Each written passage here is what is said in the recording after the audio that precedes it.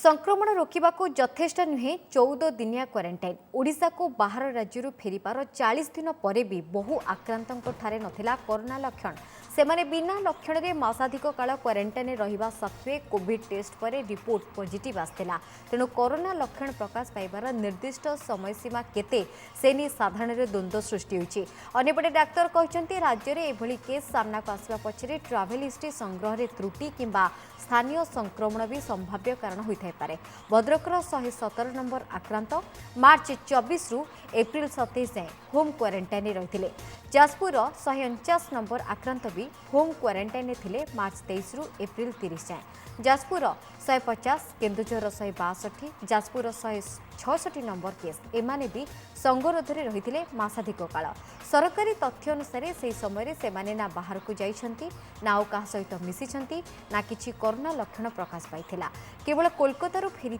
से नमूना संग्रह होइतिला और बाहर राज्य फेरिबार मासेरे अधिक समय पर रिपोर्ट पॉजिटिव आसथिला। तेणु प्रश्न उठुछि एबे बाहर राज्य फेरिथुवा लोक माने 14 दिन क्वारंटाइन अवधि संपूर्ण करिबा परे बाहर को आसुछंती अन्य मानक सहित मिलामिशा करुछंती तापरे कोरोना आक्रांत चिन्हट हेउथिबारु सेमाने संक्रमण व्यापीबार कारण हेबेनी तो।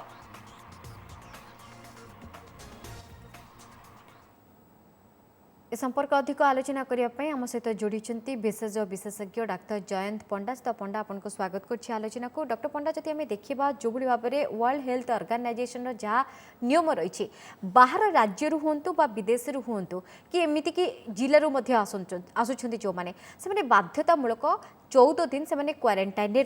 14 दिन पर जदि माने जितले सैंपल संग्रह करा जीवो टेस्ट रिपोर्ट नेगेटिव आसीबो ताले से सुस्थ बाहर को बाहरी पारिबे बा घर को जाई पारिबे। किंतु कथा उठुची एबे ए 14 दिन समय यथेष्ट कि कारण जो जो केस कथा मु आपन को कहली जाजपुर कथा कहंतु कि आपन भद्रक कथा कहंतु एमाने सब केन्दुझर कथा कहंतु एमाने सब होम क्वारंटाइन रहिथिले मासाधिक काल रहिबा पर जेतले मानक सैंपल टेस्ट करा गला से माने पॉजिटिव आसले तेनु एथिपई वर्तमान ये द्वंद्व सृष्टि होइछि।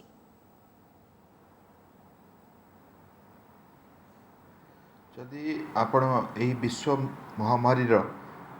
प्राथमिक अवस्था देखिबे एही भूताणु रो इनक्यूबेशन पीरियड बा जो समय रे भूताणु देह भितरे संख्या रे बढ़ी थाए ताहा पाखापाखी 6 दिन रु 14 दिन। सेथिपाई WHO गोटे गाइडलाइन जारी करिछि जे जेकोसी संदिग्ध व्यक्ति को आमे 14 दिन क्वारंटाइन रे रखिबा। किंतु जदि आपण नेचुरल हिस्ट्री भूताणुर देखिबे एही 14 दिन पर गोटे प्री सिम्पटोमेटिक पीरियड अछि जहाँ 3 सप्ताह रु आरंभ करी 6 सप्ताह जाए व्यापी पारे ताहाला प्री सिम्पटोमेटिक पीरियड बा लक्षणर पूर्वावस्था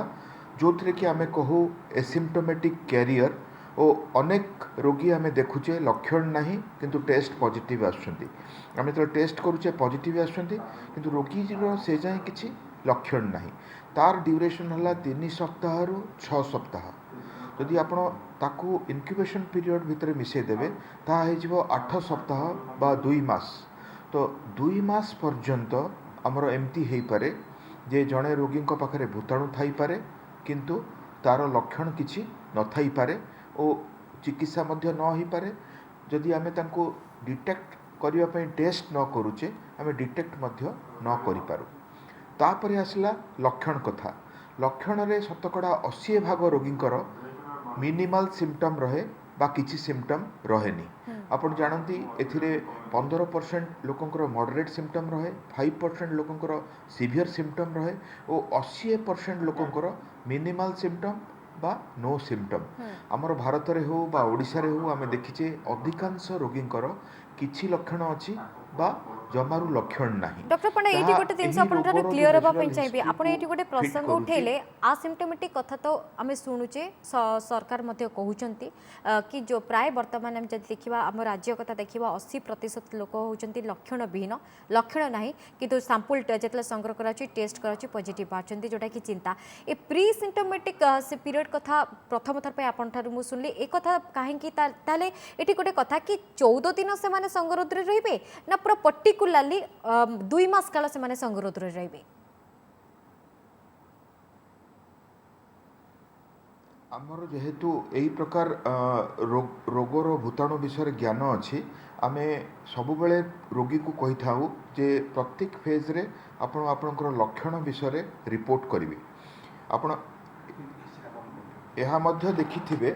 ଯେ ଆପଣ ଏହା ମଧ୍ୟ ଦେଖିଥିବେ ଯେ ଯେତେବେଳେ ଆମେ ରୋଗୀଙ୍କୁ ହୋମ୍ କ୍ୱାରେଣ୍ଟାଇନ୍ରେ ରଖୁ, ତାଙ୍କର କଣ୍ଡିସନ୍ ଥାଏ ଯେ ଆମର ମେଡ଼ିକାଲ ୱାର୍କର୍ସ ଯାଇକି ତାଙ୍କୁ ସୁପରଭାଇଜ୍ କରିବେ ଓ ଯଦି ସେମାନେ ଜ୍ୱର, କାଶ, ଧଇଁସଇଁ ହେବା ବା ଗଳା ବଥା ହେବା ରୋଗର ଯେକୌଣସି ପ୍ରକାର ଲକ୍ଷଣ ଦେଖିଲେ ସେମାନେ ତୁରନ୍ତ ରିପୋର୍ଟ କରିବେ ଓ ଯେଉଁମାନଙ୍କର ପ୍ରାଥମିକ ଅବସ୍ଥାରେ ନେଗେଟିଭ୍ ଅଛି 5ରୁ 14 ଦିନ ଭିତରେ ତାକୁ ରିପିଟ୍ କରିବାର ପ୍ରୋଭିଜନ୍ ରହିଛି। ତ ଯେହେତୁ ରୋଗର ସ୍ପେକ୍ଟ୍ରମ୍ ଭିତରେ ଏଇ ଯେଉଁ ପ୍ରଥମ 2 ସପ୍ତାହ ହୋମ୍ କ୍ୱାରେଣ୍ଟାଇନ୍ ବା ଅଫିସିଆଲ୍ କ୍ୱାରେଣ୍ଟାଇନ୍, ତାପରେ ପାଖାପାଖି 6 ସପ୍ତାହ ପ୍ରି ସିମ୍ପଟୋମେଟିକ୍ ପିରିୟଡ଼, ଏଇ ଯେଉଁ ପାଖାପାଖି 6ରୁ 8 ସପ୍ତାହ ସମୟ ଭିତରେ କେତେବେଳେ ବି ରୋଗୀ ଲକ୍ଷଣଯୁକ୍ତ ହୋଇପାରନ୍ତି ଓ ସେଥିପାଇଁ ଯେଉଁମାନଙ୍କୁ ଆମେ ଡିସଚାର୍ଜ ମଧ୍ୟ କରୁଛୁ ତାଙ୍କୁ ଆମେ ପୁଣି 2 ସପ୍ତାହ ପାଇଁ କ୍ୱାରେଣ୍ଟାଇନ୍ ପାଇଁ କହୁଛୁ, କାହିଁକି ନା ସେମାନେ ଭୂତାଣୁ ନେଗେଟିଭ୍ ହେଇଯାଇଛନ୍ତି। କିନ୍ତୁ ଡକ୍ଟର ପଣ୍ଡା ଯୋଉମାନେ 14 ଦିନର କ୍ୱାରେଣ୍ଟାଇନରେ ରହୁଛନ୍ତି, ଅନେକ ଚିତ୍ର ସାମ୍ନାକୁ ଆସୁଛି କି ସେମାନେ ବାହାରେ ବୁଲୁଛନ୍ତି, ପରିବା କିଣିବା ପାଇଁ ଯାଉଛନ୍ତି, ହାଟ ବଜାର ଯାଉଛନ୍ତି, ତାସ ଖେଳୁଛନ୍ତି, ପଡ଼ୋଶୀ ଘରକୁ ଯାଉଛନ୍ତି, ଯେଉଁମାନେ କ୍ୱାରେଣ୍ଟାଇନ୍ ଅଲରେଡ଼ି ପିରିୟଡ଼ ଅତିକ୍ରମ କରିସାରିଲେଣି ସେମାନେ ଏଭଳି କାର୍ଯ୍ୟ କରୁଛନ୍ତି। ତ ଏମାନେ ଓଡ଼ିଶାରେ ସଂକ୍ରମଣ ବଢ଼ିବା ପଛରେ ଏମାନେ ଗୋଟେ ଗୋଟେ କାରଣ ହେବେନି ତ?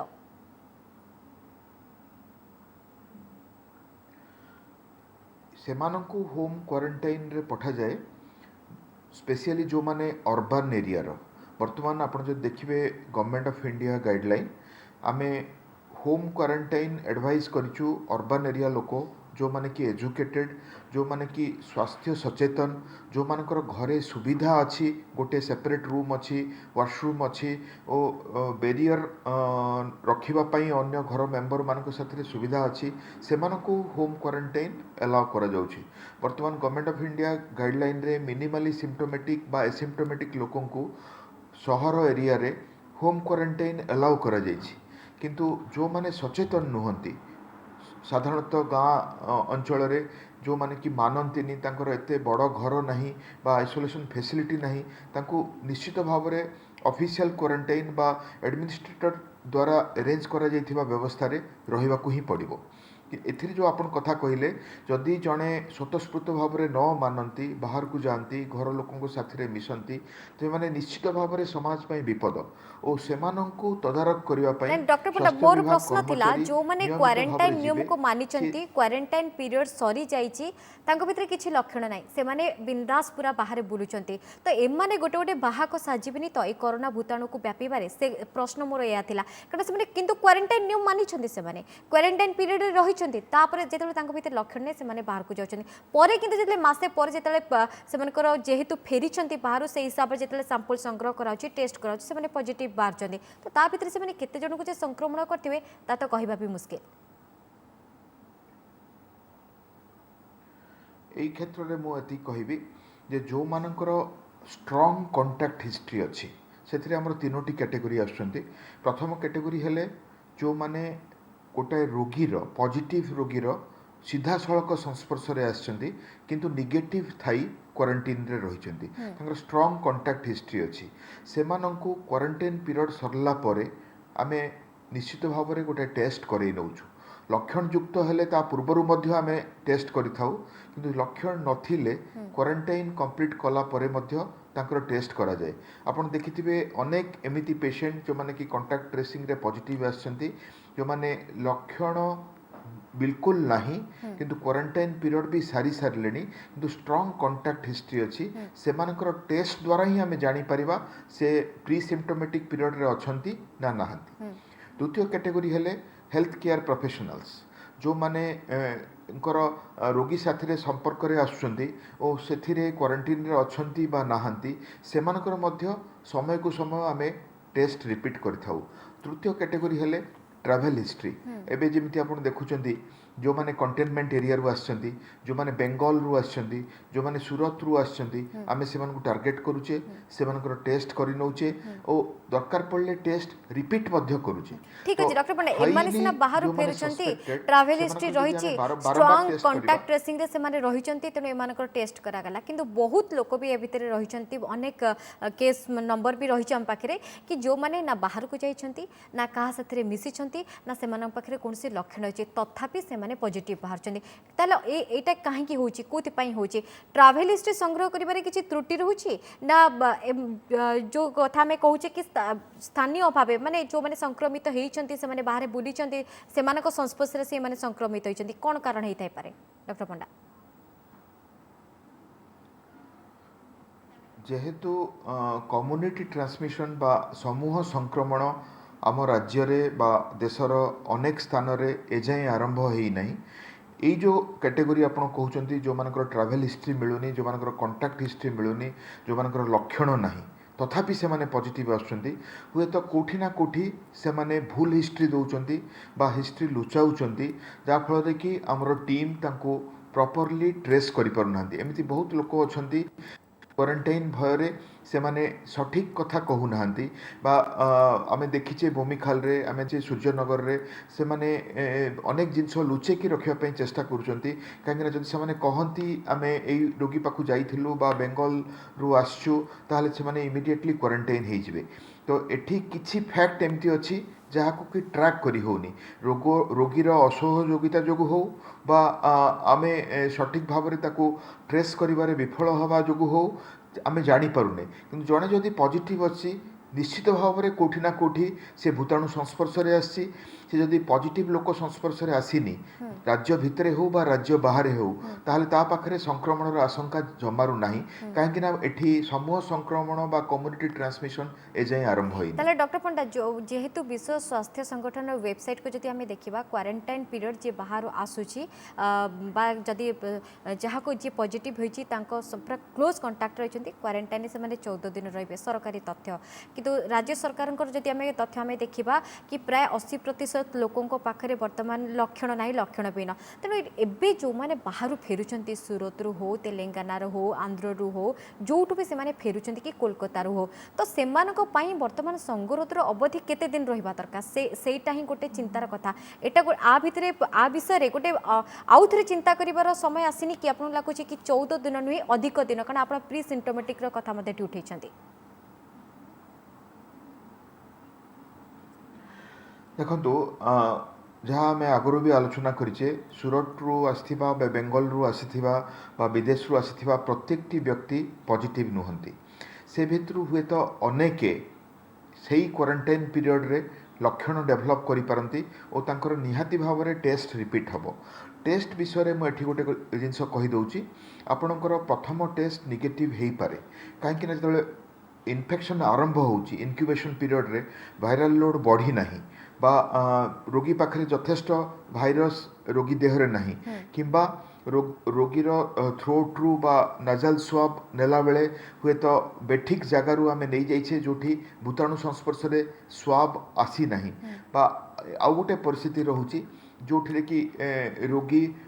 सठिक भाव में कोऑपरेट करी नाही स्वाब दबारे आउ जदि रोगीर किछि दिन इन्फेक्शन गड़ी जाए नाक बा पाटिरु इन्फेक्शन जाई छाती भितरे पहुँचे से जगार गलारू बा नाकरू नौथुवा स्वाब नेगेटिव बाहरी पारे तेणु यही क्षेत्र में आम टेस्ट को रिपीट करूँ जहाँ मुझे कहली जो मानकर strong contact history strong travel history और सिम्पटम्स रही निहाती भाव में पाखे टेस्ट रिपीट करने कथा से माने क्वारंटाइन पीरियड रे जदिओ 14 दिन पई रहिचंती 14 दिन संपूर्ण पीरियड नुहे यह आमे नाही WHO मध्य कहूची मिनिस्ट्री मध्य कहूची आमे वर्तमान यह उपलब्धि करि सालनु जे जो मानकर भूताणु आमे एमती अनेक रोगी देखुछु जो माने ताले मो कहबा को गले जो 14 दिन क्वारंटाइन रहउचंती जो माने बाहरु आसुचंती ता परे मध्य से माने प्री सिम्पटोमेटिक पीरियड गोटे रहिछि जा डॉक्टर पंडा ताको प्रतिक्रिया रे कहउचंती तनु जदि ताको मिसा जाय ताले 8 सप्ताह पाखा बाकी रहिबा दरकार संगरोध रे ता परे जडा पड़िबो कि से पॉजिटिव कि नेगेटिव कारण ता भितरे मध्य तार आउथरे टेस्ट करा जिवो से मानको कांटेक्ट ट्रेसिंग करा जिवो जास प्रतिक्रिया रखिचंती बहुत बहुत धन्यवाद डॉक्टर पंडा हम सहित आलोचना करले विशेषज्ञ डाक्टर जयंत पंडा और से जहाँ सूचना देते कि जो 14 दिन कारण अनेक केस जेतु आम सामना को आसूँ कि मसे अधिक समय रहा से पॉजिटिव आसुँच तेणु एने वर्तमान चिंता प्रकाश पाई।